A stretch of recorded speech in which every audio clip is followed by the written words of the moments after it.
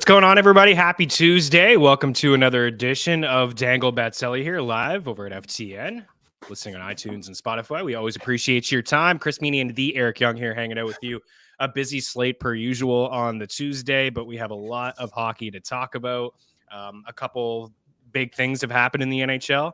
Patrick Roy getting hired by the Islanders to be the head coach. Come on, that's got to be pretty shocking. Did you not? Nobody saw that coming. Lou always keeps everything hush hush, but man, what'd you think of that hiring? It's interesting. I don't know if it's the right thing. I don't, is he a good coach? I don't know. Is he an NHL coach? I'm not sure. Last time we saw him, it didn't end very well. I don't like that he shaved his beard. I don't like it either, but Lou's got to get with the times, man. Like it's 2024. Why does nobody has to be clean shaven all the time? What if he made you shave your beard? You tell him to go kick rocks. Yeah, no, I'd quit. I think it's a good hire. I like Roy, man. You're right. It didn't end great for him, but he had a couple decent seasons in Colorado, one surprise season, one Jack Adams. I was watching the Islanders game the other day just to see him behind the bench. Of course, I'm a sucker for him. I'm wearing the blue, blanc, rouge. But the Islanders broadcast, they had a split screen for the first half of the game where it was just the Islanders and the Stars, the actual game that you want to watch. And then Patrick Roy behind the bench. And I was kind of getting sick of it. I couldn't imagine Islanders fans like, guys, I want to watch the game. Like, why is it a split screen? But Roy was extremely animated, up and down the bench, yelling. I saw the first practice. He was mic'd up there, showing some clips of just the defensive zone structure, trying to fix that. And I would imagine I can't see any other big changes here with the Islanders. Like, are we buying low? Are we selling high on certain Islanders players? Like, we already know Sorokin's a stud. Maybe there's an opportunity to buy low on him because maybe the defensive structure will be good. But how much better is Brock Nelson going to be? He's already good and underrated. Barzal's having a good season. Bo Horvat is having a good season. Who steps up? Like, does Anders Lee all of a sudden get better because there's a new coach and he's wearing the C? Like, I just don't think that's going to happen. I really don't think we'll see a lot of changes with the Islanders. But the biggest thing, I suppose, Eric, is trying to fix that structure, because what we've said all year long is this is a different Islanders team than we're used to seeing. Yeah, I mean, that's probably my biggest thing is I don't know if he's been a coach long enough to know. I don't pretend to know X's and O's that well, but I don't think Patrick Roy at any point was ever known for his X's and O's. As far as coaching goes, like playing is one thing, playing goal is a completely other thing. And I get you see the game, you see the whole game in front of you, and a lot of goalies make good coaches. But I mean, in the end, this is the card that you have to play. You can't fire the players. It's the same team. Like, is Patrick Roy a better coach than Lane Lambert? I would be willing to bet he's not. So I don't know. It just seems whatever. That's what goes on in the NHL. It's never been more true than now. If you're a coach, you are being hired to be fired. It's just part of it. And it seems like after the last couple of years, like just 4 or 5 game losing streak, and like it's all you read about. It's crazy. I'm not saying the teams are thinking that, but I'm just people who watch and people around the industry, us included. It's the first thing that comes up when there's problems. And I don't know if it's ever the coach's fault, to be honest. I wonder who's next on the hot seat. Like, Sullivan and the Penguins continue to just spiral out of control. Did you see last night? Yep. How about McLennan in L.A.? Oh, in L.A. He could be in trouble. Yeah, the Kings are hurting right now too. I was talking about Pierre-Luc Dubois this morning. I wrote him. George would love this. I don't know if George is watching the show, but if George was here, he would be rolling this out for us. What are you doing?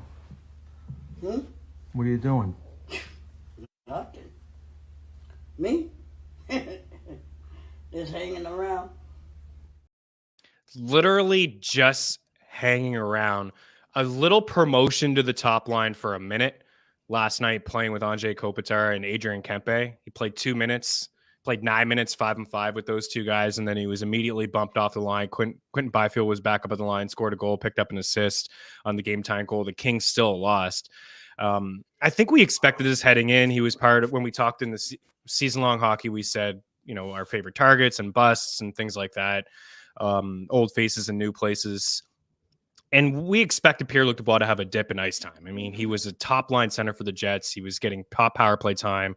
It's a guy that had over 20 power play points. He's got like almost 40 power play points in 2 seasons with Winnipeg. Not getting PP one time. Never got it. Even in preseason, never got it immediately. It was a guy that just wasn't on that first power play. Man, $88.5 million per year, 68 quick math for 8 years, I believe, is what the contract is. And I get it. Like, you got Kopitar and you got Danault, but they need to figure out a way to get this guy maybe motivated or something. Like, he has just been one of the biggest disappointments in all hockey. So maybe there needs, I don't know if there's some sort of coaching change long term. Maybe he falls into a top 6 role as the other centers, and Danault and Kopitar get a little bit older, but it has not been great for him. And the Penguins last night, I just feel like something needs to happen. And there's reports that Jake Gensel may get traded out of Pittsburgh. And I just feel like that's the guy that you don't want to trade in Pittsburgh. But what do you think happens with the Penguins as we get closer to the deadline? Because we already know they're all in. Yeah, I mean, I don't fully understand that. We've how many times as hockey fans have we been told how difficult it is to play with Sidney Crosby because he thinks the game on another level. Jake Gensel could play with Sidney Crosby when he showed up as a rookie. Chris Kunitz was a middle of the road, decent player and turned into an all-star and gold medal player because he could figure out how to play with Sidney Crosby. But what we've always been told is you can't just put anybody there. Like, it has to be someone that's very cerebral, that understands what he's going to do, because he's not going to do conventional things. I think that would be a massive mistake by Pittsburgh. Like, if you're just going to tear her down, then okay, let it rip. But you're not going to do that. You're just not. As long as Crosby's there and he's playing, and Malkin's there and he's playing, Letang and Carlson, those guys are playing, you're going for it. Good, bad, or indifferent. That's just the way it is. The PLD situation in LA is like, I get LA is a big market, but like, can you imagine if he played on the Toronto Maple Leafs and they were playing $8.5 million, and this is the kind of play they're getting? Eaten alive. He'd be crucified. He'd be crucified anywhere in Canada. It's, I don't understand it. I like him as a player. Big guy, can really skate, can shoot, is rugged. Like, he checks a million boxes, and it just doesn't make any sense. Like, he was a very good player for Winnipeg. He had that one crazy playoff. I know this because they played the Predators, and he just manhandled everyone, and there was nothing anyone could do. He would just get the puck. He would skate it into the zone, set it up, and there's nothing anyone could do about it. And we're not seeing the same player. He's just a guy that needs like 18, 19 minutes a night, like in a top 6 role, like playing on the third line with quote unquote average players. Maybe your boy Victor Arvidsson gets back and that helps them have 3 balanced lines potentially. But yeah, it's been a rough go for Pierre-Luc Dubois. Meanwhile, the Winnipeg Jets are rolling despite last night's loss. So we'll get after it. But I thought there was just a couple interesting topics to bring up. Yeah. Last thing I want to say about LA is we said this, we've been talking about this all year. The goalies turned back into pumpkins. I mean, this is who they are. You didn't you go into the season with Cam Talbot. I mean, whatever he is, 30-something-year-old Cam Talbot is your starter, and Copley, and like these guys, like, these are nobody players. And if you want to go deep in the playoffs, then you have to have goaltending. You could fire the coach and you could blame it on PLD. LA statistically is still one of the best structurally defensive teams. They suppress shots. They give up, in the bottom 5 and high danger chances. It's not the team. It's not the coach. It's not the structure. It's the goaltending. And we called it at the start of the year, and like, good for them that they had this run, but the goaltenders turned back into who they are. And now LA is struggling to get even a win. Yeah. I mean, they're a weird team for me. I just feel like, yeah, structurally they are really good and they have some solid players, but they just don't seem like a team that can play from behind either. Just the style of hockey that they play, they're like, not, hey, we're going to outscore you, 5-4. We're going to try to if we score 3, we win the hockey game. Like that's kind of like better have good goaltending if you want to play that better way. have good goaltending, and they've run into the Oilers in back-to-back years too. So they're certainly a team that is absolutely struggling at the moment. Adam Szymanski, we're gonna get after it. 9 games on the ice. Want to say what up to the crew. Szymanski's in the house. Morning, your Flyers, man, continue to play really, really impressive hockey. A nice tough matchup for them tonight against Tampa. Daily Handle, Jordan Allen's in the house. Good morning, Means, EY, and everybody. Patrick was a lunatic.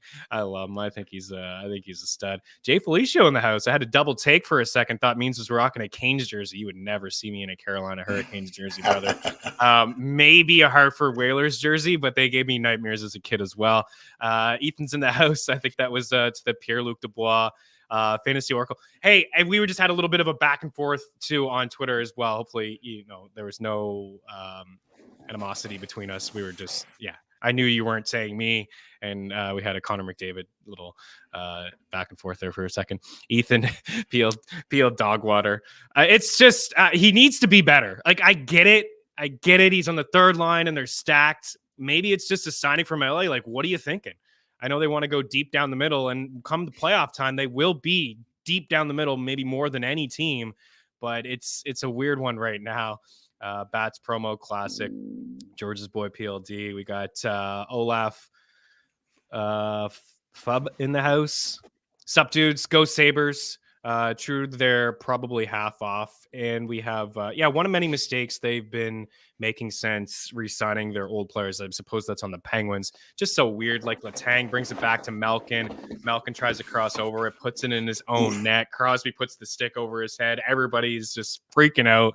And the Pens lose another game after blowing a 2-goal lead to the Golden Knights the other night.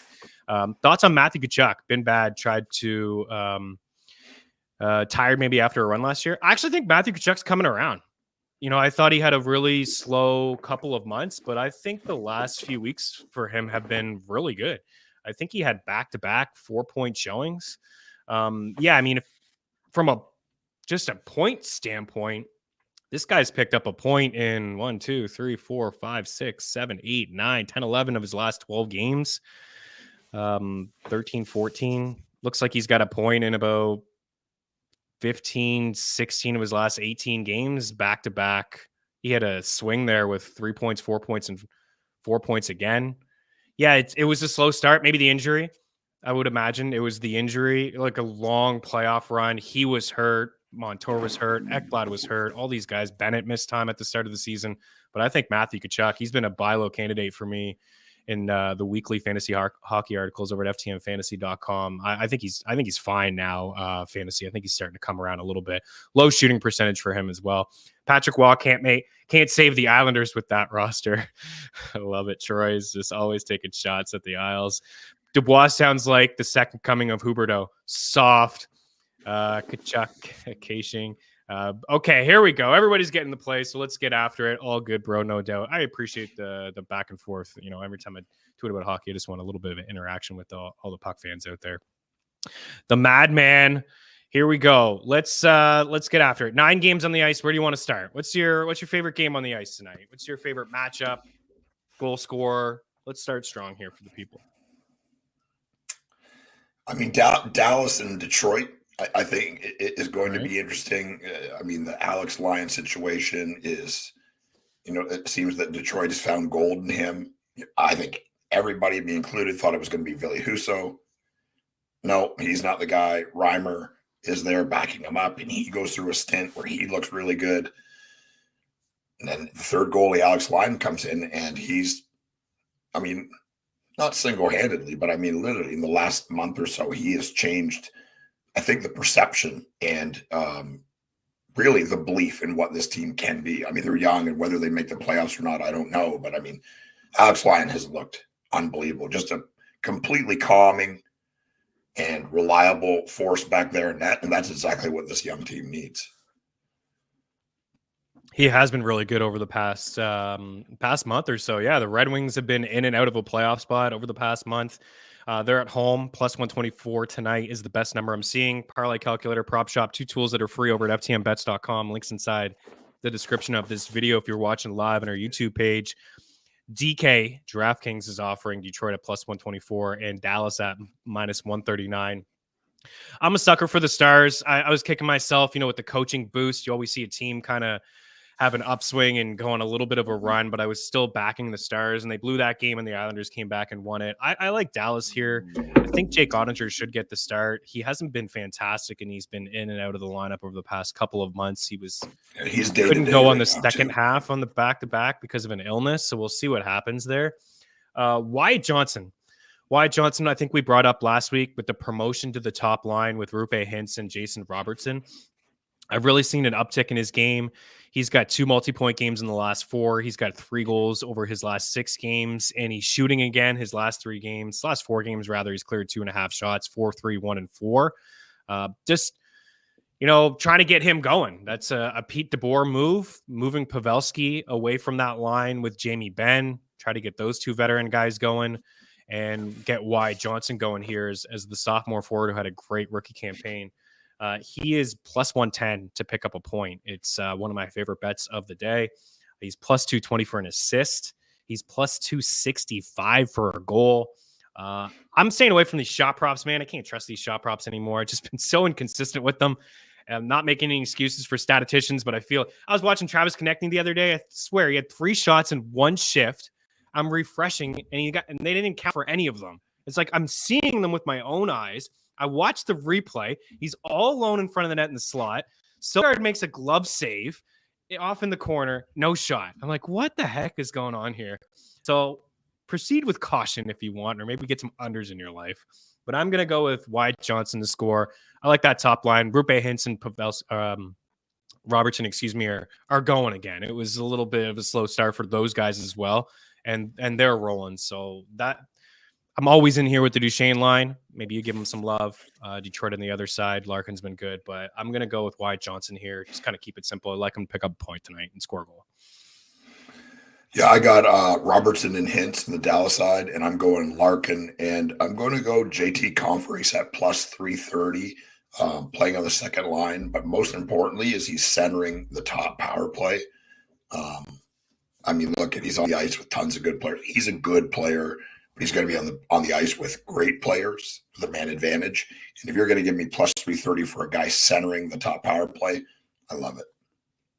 Keep an eye on Kane to see if he returns. He's missed the last 3 games with an injury. He's questionable to suit up tonight. So you like Jason Robertson, so maybe we get, the Wyatt Johnson point there. If you're looking for some value, because there could be some goals scored in this game, Detroit typically plays to a lot of overs.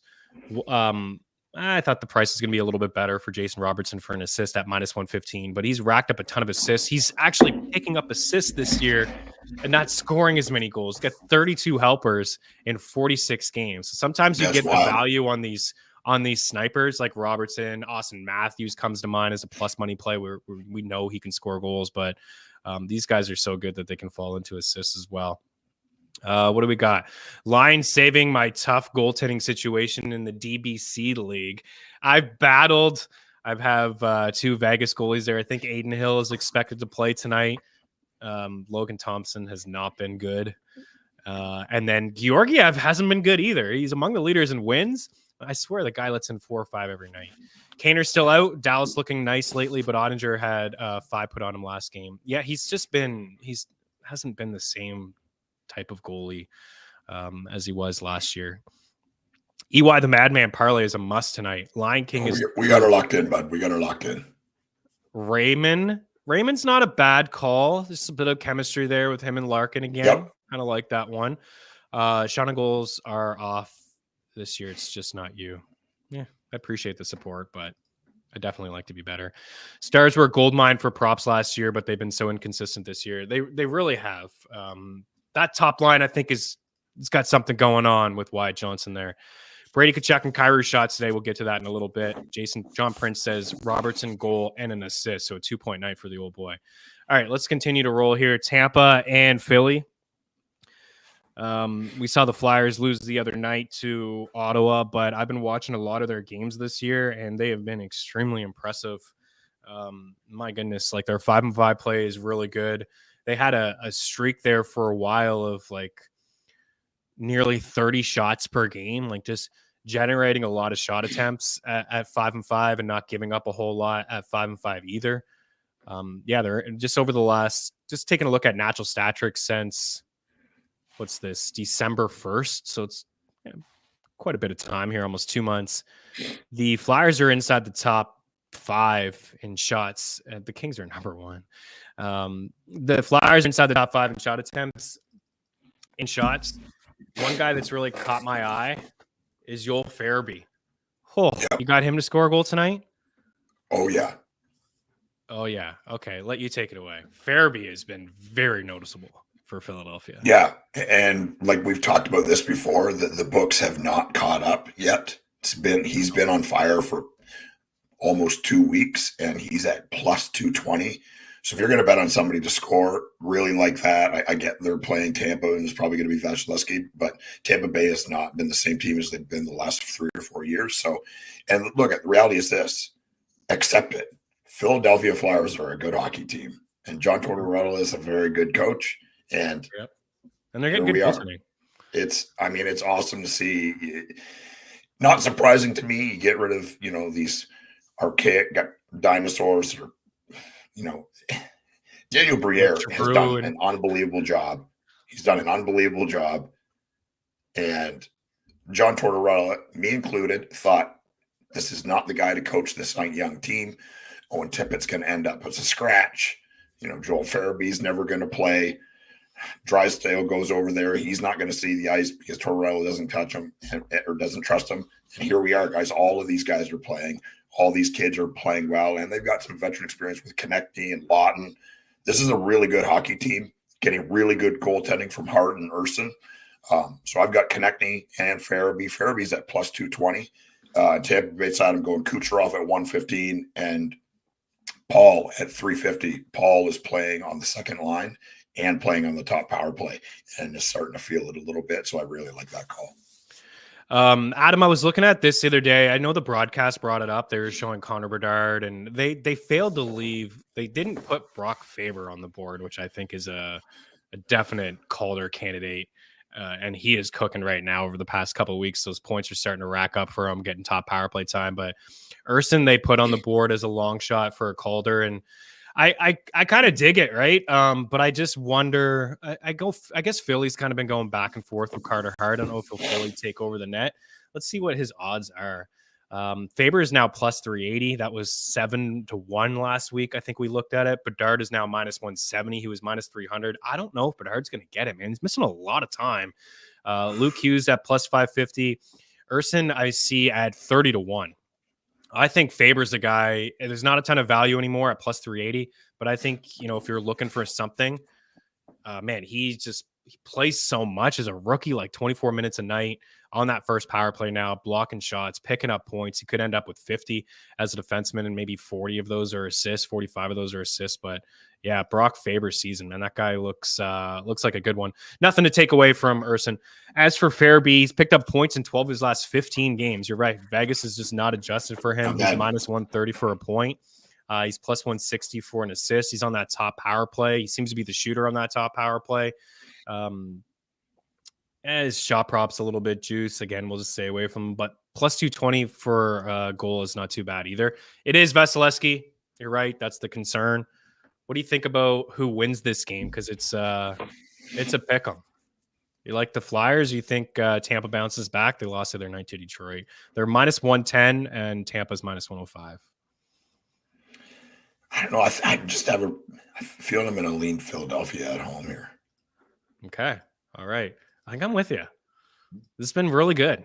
And this is the last of a lengthy home trip. Actually not as long as I thought it was. Yeah, Farabee, 22 minutes the other night with a goal. He's picked up 2 power play points the other night, 7 shots. You dig the plus money? I would take the plus money more than the minus 182, plus 105 for the 3 shots. He's top 5 right now. I don't mind it. Konechny's at 3.5. I'd rather take the 2.5 than the 3.5. Kucherov's in play for a 2-point night all the time if you wanted to do a little dabble there. All right, Ottawa. Speaking of Ottawa, the Sens and the Habs. I said last week I wouldn't put my money on the Sens if they were minus 200, it was probably the right play. They did smoke Montreal. They are favorites here today on the road. I believe the line has changed a little bit from what you're seeing on the board right now. Let's get you some live odds here. Plus 126 for the Habs, and you want to back the Sens at minus 140. What I'll say here is with Ottawa and Montreal, every time these two teams play, I always see Stützle and Gallagher get into it. Always these guys. Gallagher wanted to fight him the other day, and it was a 5-1 game. And Stützle was saying, "Listen, I'm not going to fight you. It's a 5-1 game. Plus, he's not going to fight anyways." But he just lets up the Habs, man. He's got 6 goals and 10 assists in 18 career games against Montreal. He had the 3-point night the other night. Last year, he had 2 goals and 4 points in a game. So he seems to have their number. And also another guy that seems to have the number, his number against the Habs is Brady Tkachuk. And maybe that's because the Habs passed on him. 11 goals and 12 assists for Brady Tkachuk in 26 games against the Habs. And he is, man, if you just look at the game log against Montreal, this guy he just seems to either score or pick up a point or two every other time. So, like, those are my 2 goal scorers tonight. I'm probably going to do Brady over 3.5 shots. It's a little juiced. I may do some sort of this fun little 2-point night or something for Stützle, get like plus money. I'll try to find some odds on that. You take it away. I think Cole Caulfield's scoring a goal like every other game now, and Arbor Xhekaj is going to be back in the lineup for the Habs. For those that play in bangers leagues, he may be interesting for you in deeper formats. What you got? Yeah, I started with Caulfield here for sure, plus 155. Like you said, I mean, he's the trigger man. I don't know since he started playing in the league if I've bet on someone else to score every time Montreal plays. Yeah, but every time they play, what's he going to pick? Score. He's got goals in 5 straight. He's got goals in 5 straight. He's an unbelievable player, unbelievable elite shot. And I'm going to go Gallagher. You brought him up. He always seems to come up when he's playing Ottawa. Certain players like that, they just get their hair up when they play certain teams, and Gallagher has always seemed that way. This is a guy that I love. I don't know if he's banged up. He's just not as effective as he once was, but he's still a really fun player, just a pest, gets in there, stirs the pot, and is an important player for Montreal. Plus 320 is another reason that I really like it. Ottawa side, I'm going Tkachuk at 125. He's just in the middle of everything. Really, really good player. Big guy, powerful guy, not afraid to get in there. Tipping pucks and doing whatever he's got to do. And like you said, the Gallagher and Stützle thing, there is something there. We've both noticed it. And I think that gets these players going. So I'm going Stützle at plus 220. He's got to get going. Back. He's got to get going. And I've noticed his game has been a lot better lately. He's a buy low candidate. He's got 3 multi-point games over the last 5. Like, that's part of it, along with the fact that he has just lit up the Habs over the course of his career. And these two go back to, I think, a few years ago. Stützle was laying on the ice. I saw it. It was like, he does have a history, and I think a lot of people in the league have realized he's kind of like, he flops a bit. Here's a play where he got bumped in the corner, and he flew down, and he was just diving around with his face. Habs got a penalty. He went to the bench. He was back on, right, smiling right away. Like, that sort of stuff as a young player, like, it does eat veterans the wrong way. So Gallagher went after him again, and these two just go. It's just every game, there's something between those two guys. And Brady Tkachuk always has to be the dad to step in to separate everything. But Stützle for Bet365 for a 2-point night is plus 240. Brady Tkachuk is plus 270. I think those are interesting plays. And I like that there's a little bit more balance in their lineup. It seems like for the first time all year, everybody is healthy in Ottawa. At least their forward group is healthy. Josh Norris centering Brady Tkachuk and Claude Giroux. And then some chemistry there with Stützle and with Drake Batherson. I like Giroux for an assist tonight at plus 110. I think we're gonna see some goals. I like the over. Montembeault is struggled lately. It's not on him. The defensive structure has been awful. They gave up a 9 spot to the Bruins. Just dudes were wide open all the time. I don't even know if he's officially getting the start tonight. If he doesn't get the start, then I like the over even more. But I think we'll see 6 or 7 goals scored in this game. I'm with you on Caulfield. I like Monahan to pick up a point. He's just been picking them up pretty consistently on that first power play. And Stützle and Brady Tkachuk are scoring goals here tonight. Brady Tkachuk over 3.5 shots, a little juicy, but my favorite bet of the night. I like it. Last I saw, best price was -140. Yeah, DraftKings -140, plus 165 for an assist too. Like that line's going to score tonight. Norris, Brady Tkachuk, and Claude Giroux.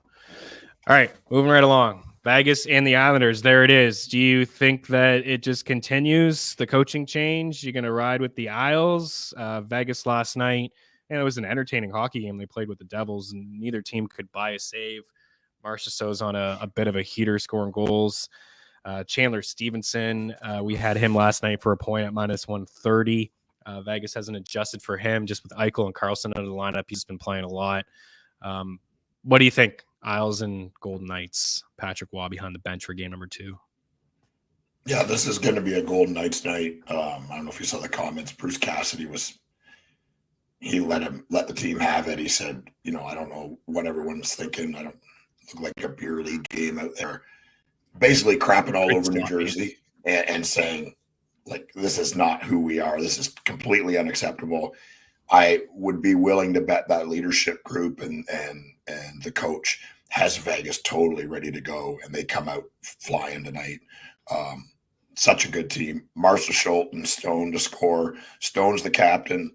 I believe he's going to take that personally. He's a lunatic. He's a crazy competitive player. Got to see him play, like I was saying, live in Vegas against Nashville, and he's so slow it doesn't even make sense. Like, it's like he's skating an oatmeal and everyone else is skating on ice, and it doesn't matter. He scored a hat trick and was all over the puck and all over the play. Every time you turn around, he's in the middle of everything, and it's insane because he's slow. And I'm not talking kind of slow. I'm talking for NHL standards, slow, like really slow. And that's how good of a player he is. So he's definitely scoring tonight. And I've got Horvat and Nelson on the other side. Those are the two guys to always pick, right? Maybe I think Fashing scored a goal the other night. Can we get a point prop for that guy? Probably not. He did pick up one the other night with Brock and Paul Mary. I know our guy Kenneth Lee likes that Islanders. Paul Mary's been sneaky good this season. Again, just no one's paying attention to him. He's got 30 something points. It's wild. It is wild. I just continue to look up Brady Tkachuk numbers against the Habs. I was seeing 1, 2. This guy scored a goal. Anyways, Brady Tkachuk, big night tonight. I got nothing. I'm going to lean with the Islanders because the Vegas Golden Knights played last night. I get it. Bruce Cassidy called them all out, and they're pretty thin. They're missing some guys. I know that they got a lot of leadership in that room, and they'll probably come pretty hard at the Islanders. And Patrick Waugh is not going to fix this team to where they're just going to be able to do a 180 defensively. I think we'll see a little bit of a change in their structure. But I'll lean with the Islanders, and just the fact that the Golden Knights played last night. We'll get Sorokin hopefully between the pipes here. But I do like Chandler Stevenson for a point. He's just not really game log Jason, but the usage rate has increased with some of these injuries. So I'll get you the odds here. It should be around -1. That's -140. It's getting a little steep. Vegas starting to adjust. -140 against Sorokin's almost a pass. I would rather go with the assist at +120. He's more of a setup man anyways. Stone gets you the goal, and Stevenson gets us the assist. Capitals and Wild. Let you take it away. What you got? Washington side +200 for Ovechkin. It's wild to even say that out loud. That's pretty good, yeah. Here we are, +200. And Pacioretty starting to get some points. Wild to see Ovechkin playing on the second line and Pacioretty playing on the top line.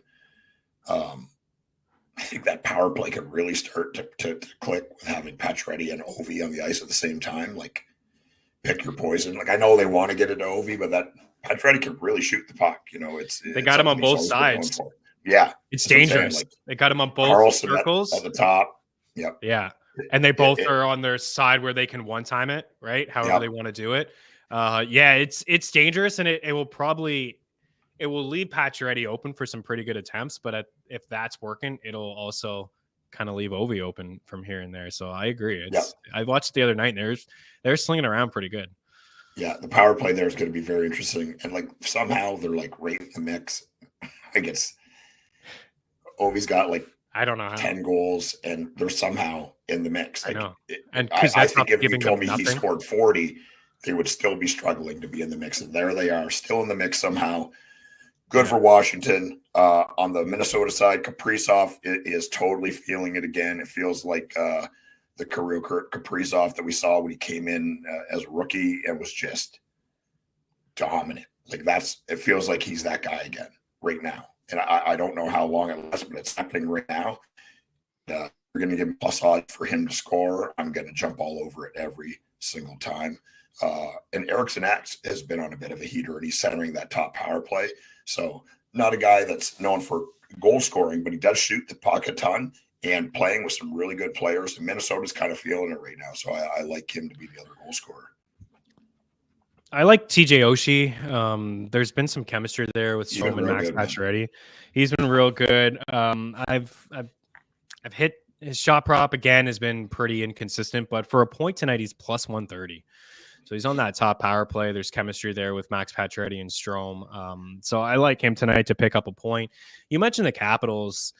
The Metro is pretty tight. I mean, the Flyers are second with 56 points. Hurricanes are third with 55. The Rangers up at the top with 60. The Capitals, the Devils, and the Islanders are all like right there, separated by a point. The Penguins at 48. But what's different between the Capitals and basically everybody in the East? Everybody in the Eastern Conference, apart from Washington, have scored at least 129 goals. The Habs have 129 goals. Everybody else is, 130. There's a bunch of 150s in there. 162 for the Bruins up top, 162 for the Red Wings as well. The Capitals have scored 106 goals. They're like at least 30 behind everybody, but they've only allowed 130. So they're getting the goaltending. That's how they're winning a lot of games. They're playing to a lot of unders, like the under again tonight. I don't think we'll see a lot of offense. They're getting goaltending from, Kemper's been in and out, injury, had a kid. Charlie Lindgren's been pretty decent.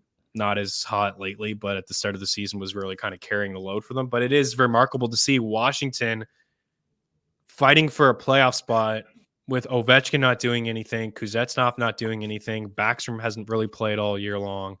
It's pretty crazy to see. Anyways, Oshie for me. And on the Minnesota side, maybe a Faber assist. Like this guy is on that top power play. The power play is playing pretty good. Doesn't come off the ice. It doesn't. He's plus 110 for a point. He's plus 140 for an assist. What's he for a power play point tonight? Can you think of a rookie that came in like kind of this underappreciated that's played this much? I can't. No. Off the top of my head, I can't think of a guy who was playing over 20 minutes. Rookie year. And it's well over 20 minutes too. Like I think it's just increased. He's played 26 minutes the other night. He's averaging 24-44.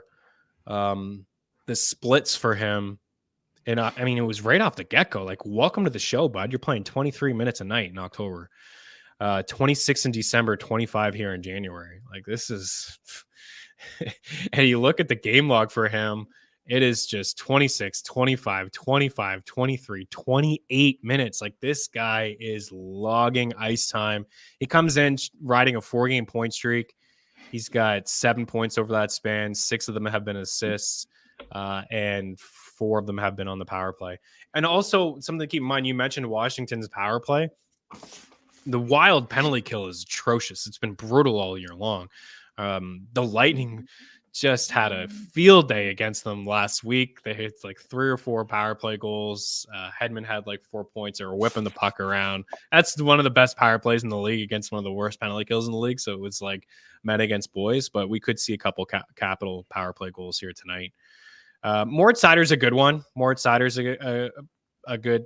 He logged a ton of ice time in his rookie campaign, and I think the season went on, he really was leaned on a little bit there. Don't have any codes, Ethan, for Bet365, unfortunately. Nothing there. Favorite plus money for a point, you're on it as well. Yeah, the Joel Eriksson Ek, I bit the bullet. I was like, 2.5 against Carolina. I know they're stingy, but maybe I'll jump on that. And he was stuck on 2. But that's a pretty good. He's been pretty consistent there. Adam Rentkamp in the house. That Brodin and Spurgeon was perfect spot to come play a ton. Yeah, with those guys out, he's had the injuries, right? He's had to eat up a lot of minutes because of that.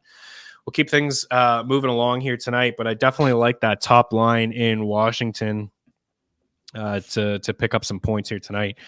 Let's go over to Calgary. We got the Flames and the St. Louis Blues. I'll let you take this one away. I'm going to just talk about the same players I continue to talk about. I like Blake Coleman again. This guy's just picking points every night. Yeah, he's been really good. Kadri's been really hot. I'm going with him. I think he's at plus 195, and I love that. Sharon Govich might be the best kind of under the radar pickup we've seen in a long time. He's been great for Calgary all year.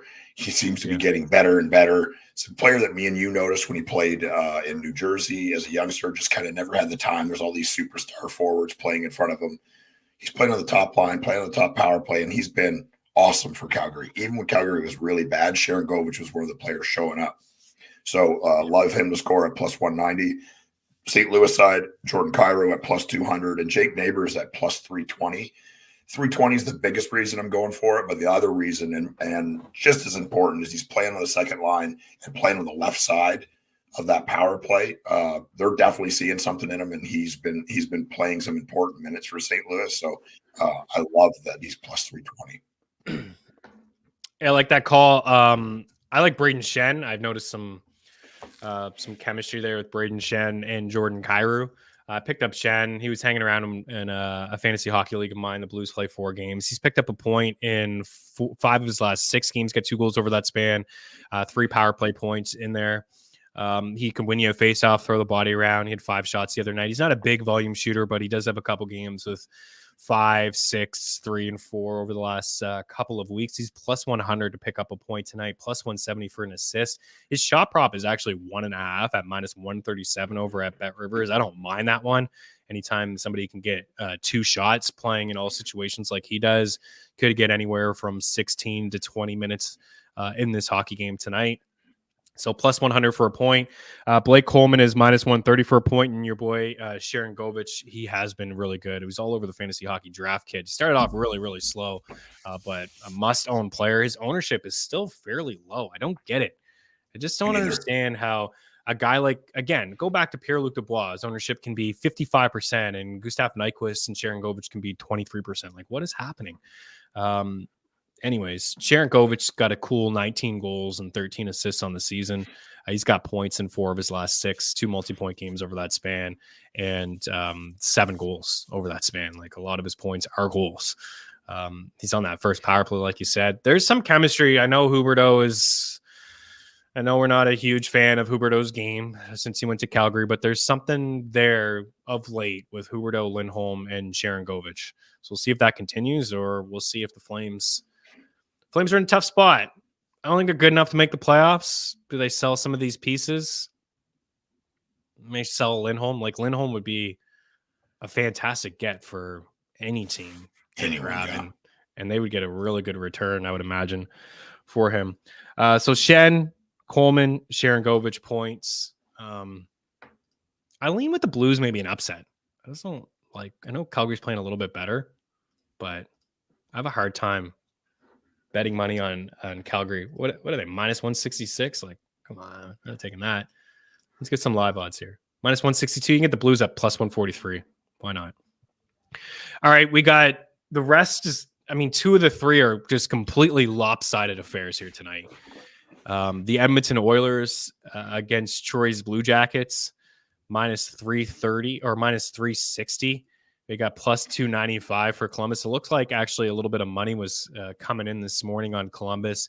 At some point, the Oilers are going to lose a hockey game. They've won 13 straight games. They just passed the the Canadians, I saw in Hockey Day in Canada over the weekend. That's all they were talking about. With the win, they passed the Habs in the 70s for the longest streak by a Canadian team, but the longest streak by an NHL team is the Pittsburgh Penguins at 17. So they got a few more to go. Say what you want about the schedule, hasn't been great, but hasn't been tough, but it doesn't matter in the NHL. It's tough to win on any given night. Now they got Corey Perry on the squad. Picked up Corey Perry over the past couple of days. So Perry's added to Edmonton. Any chance of an upset tonight? What do you think is a better chance of an upset tonight? Columbus beating Edmonton or San Jose beating the Rangers? I mean, like you said, Edmonton's got to lose at some time, but they're not losing at home to Columbus. Sorry, Troy. It's just not happening. Look, I like some of these young Blue Jacket players. Something's going to change at some point. I mean, I thought they would be at least competitive this year. That is not the case. For them, though, Chinnikov at plus 340, playing on the top line and playing on the top power play. Marashenko has really cooled off, so I'm not touching him. But I'm going to go the Vorkunov at plus 440, centering the top power play and playing on the third line. Shoots the puck a ton, and big dude can just really rumble. They're going to be good at some point, but they're not going to beat Edmonton tonight. Yeah, I don't think so either. They've just been playing too good. And let's give some love to Stuart Skinner. Since November 24th, he's 17-2. He's got a .932 save percentage, a 1.84 goals against average, and 2 shutouts. So he's really turned things around. He was fantastic over the last, 2 months of last year. Really put the Oilers in a great spot to go on a run. His playoff performances weren't really that great, but yeah, I'm with you. I mean, I'd like to give some sort of upset here tonight, but I just don't really see it happening with the Blue Jackets. So I'll drink a little bit of the juice on McDavid for a 2-point night, a Draisaitl 2-point night. Is a little bit of a better price. Ryan Nugent-Hopkins for an assist. Hyman's just been scoring goals. If you're looking for maybe some long shots, like Fogel's been pretty good lately with Draisaitl and Kane. Like that's a line to maybe consider to hit the score sheet. Kane shots, but yeah, it's kind of a lopsided affair. The other game, even though they played last night, I think I might have to start kind of riding San Jose a little bit. It's just one player. But having Logan Couture in the lineup is just, it's huge, man. He's just the captain, the leader, plays in all situations. Thought he was great last night against the Kings. Like defensively, he had the shootout goal. I know they played the Ducks the other night, but he picked up a point in that first game. 2-on-1.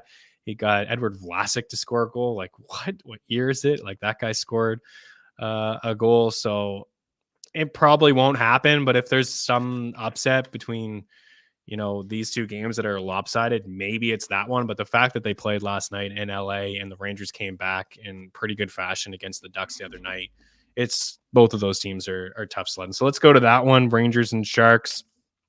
Go ahead. What you got? I think Mika has a night tonight. I got Panarin and Kreider to score for the Rangers, and I'm going the underdog boys. Zetterlund has been really good for San Jose as well. He's a dog out there, just tenacious on the puck. And my old favorite, a guy that hasn't done much this year and missed a lot of time from injury, but it does feel like his play is starting to round into form in Barabanov. Barabanov is playing on the top line and top power play, and he's plus 500 to score. Put $1 on it and see what happens. I like it. Why not? Playing with Couture, right? I saw they were together last night. Yeah. They moved their lines around a lot, so without looking at it, I can't say for certain. So yeah. Well, we just know that Hurdle and Couture, like these are two good centers, 1 and 2 centers. Like the bottom really is good. Awful. The defense is brutal, and the Couture's been good for a decade, right? Like he's such a good player that nobody. I don't think I'm going to back the Sharks tonight, but it's a team that I'm going to start to consider maybe reverse puck line because Vegas, we've been picking on them all year. Vegas isn't going to adjust with San Jose. They're going to be big dogs. And those two centers are good enough. Maybe if Blackwood's between the pipes, they can hang around in some hockey games. I like Mika Zibanejad for an assist at -110. We had him and Adam Fox the other day for assists against the Ducks. They were at really good prices, but Adam Fox now is not at -165. That's just not one that you can get behind. So I'm with you on Kreider. Let's go Kreider goal, Mika Zibanejad assist. Everything else is pretty juiced across the board. One more game to talk about. Oh, and I probably will take the Oilers like a little bit of a sprinkle for them to win by 2 or 3. That final game is Buffalo and Anaheim. The Sabres and the Anaheim Ducks here. Ooh, Buffalo, man. Just a big disappointment. They're pretty big favorites here on the road against Anaheim. They're checking in at -154, and the Ducks are +138. Before I kick it to you, I want to give a little bit of love to an old veteran, Adam Henrique. Adam Henrique, I picked up in a fantasy hockey league that counts faceoffs the other day. I was just really hoping for him to win me a couple faceoffs. And, it's just been gravy what he's been doing. He's picked up points in 6 of his last 8 games. He's got 3 multi-point games over his last 4 games, got 4 goals over that span. He's played 22 and 20 minutes over the last 2 games. The Ducks are banged up. They got some injuries there. So Adam Henrique tonight, -105 to pick up a point against the Sabres. He's shown a little bit of chemistry there with Troy Terry. There's some nice players in Anaheim that excite me, like McTavish and Vetrano seem to have something going on. When Zegras plays, him and Terry seem to have something going on, but Terry with Henrique. I'll go Henrique point, and I think I'm going to go Mason McTavish point, and I'll go Alex. I think Skinner could be back tonight. Let me double check that. You take it away. Yeah, I'm not sure if he is or not. It's showing like there's like a question mark beside him, so he could be. I have a feeling that if he doesn't play, JJ Peterka could slide up to that top power play. Tage at 195, and I got Peterka at +310. Even if Peterka doesn't play in the top power play, he's playing on the second power play, shooting the puck a ton, and has been pretty good for Buffalo. Anaheim side, I'm going Vetrano, NHL All-Star Vetrano, which is awesome, and Troy Terry at +240. And he should be. I know people are all like, "Oh, I hate that every team needs to be represented." Why does that bother you so much? Why does that bother people so much? He's been one of the top goal scorers in the league. Period. Yeah, it's the All-Star 2024 All-Star game, and in 2024, Frank Vetrano is an All-Star. Suck it. Looks like we win again, Chris. Nice finish there. Suck it. Vetrano's got 21 goals. He's having a good season on a bad hockey team. He should be there. I get the complaints. Maybe Boone Jenner. Maybe you put Fantilli there instead or some other guy because Jenner's been hurt. But I don't have any problem with one representative from every team. This is for the kids. Get some excitement. We all want to see all the superstars there if we can. I hear people, McKinnon and Rantanen and Cale Makar should be there. Maybe only 2 of the 3 should be there. It's like, whatever, man. Like, it's the All-Star game. It's for the kids. It's for the kids. Come on. Mason McTavish for a point at -105 and Adam Henrique for a point at -105 for both of these guys. I think pretty decent. It's not like the Sabres are fantastic here. They're not a great hockey team. I can't find anything on Jeff Skinner. I thought he practiced yesterday on the top line. I thought I saw that. Just let me double check Twitter, because if he does return, that's a big boost obviously for that top line, right? Tage Thompson and Alex Tuch. So he's expected to play. He's expected to play in the lineup tonight. So I'm going to do some sort of, he's got props. He's -1. This is a steal, actually. Jeff Skinner point. Oh my goodness. -130. That's pretty good. That might be one of my favorite bets of the night. He's going to pick up a point tonight, I think. He's going to get that top spot back with Tage Thompson and company. What's Thompson for a point? He's probably Thompson for a point at -150.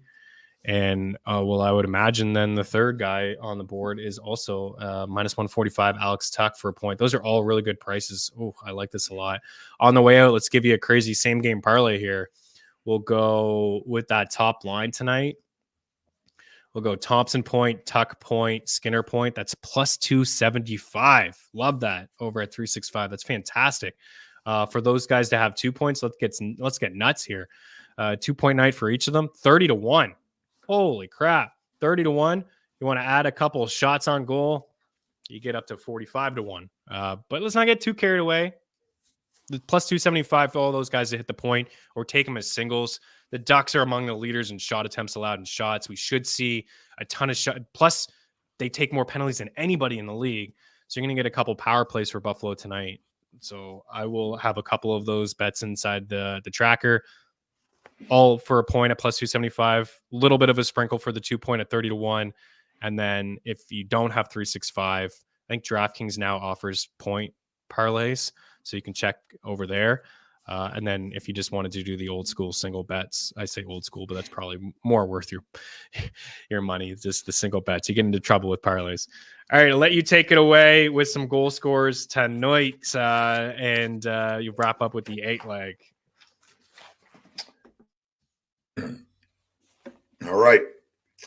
Robertson, Hintz, Larkin, Comfer, Kucherov, Paul, Konechny, Farabee, Kachuk, Stützle, Caulfield, Gallagher, Marshall, Schultz, Stone, Horvat, Nelson, Ovi, Pacioretty, Kaprizov, Eriksson Ek, Kyrou, Neighbors, Kadri, Sharangovich, Chinnikov, Vorkunov, McDavid, Draisaitl, Tage, Peterka, Vetrano, Terry, Panarin, Kreider, Zetterlund, Barabanov.